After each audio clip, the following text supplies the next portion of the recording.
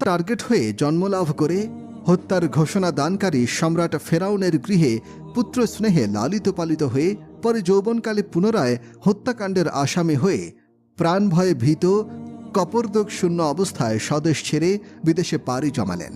অতঃপর সেখানে দীর্ঘ 10 বছর মেষ পালনের চাকরি করে স্ত্রী পরিবার নিয়ে স্বদেশে ফেরার পথে রাহাজানির ভয়ে মূল রাস্তা ছেড়ে অপরিচিত রাস্তায় এসে কনকনে শীতের মধ্যে অন্ধকার রাতে প্রসব বেদনায় কাতর স্ত্রীকে নিয়ে মহাবিপদগ্রস্ত স্বামী যখন অদূরে আলোর ঝলকানি দেখে আশায় বুক বেঁধে সেদিকে ছুটছেন, তখন তিনি জানতেন না যে সেখানে তার জন্য অপেক্ষা করছে এমন এক মহা সুসংবাদ যা দুনিয়ার কোনো মানুষ ইতিপূর্বে দেখেনি, শোনেনি, কল্পনাও করেনি।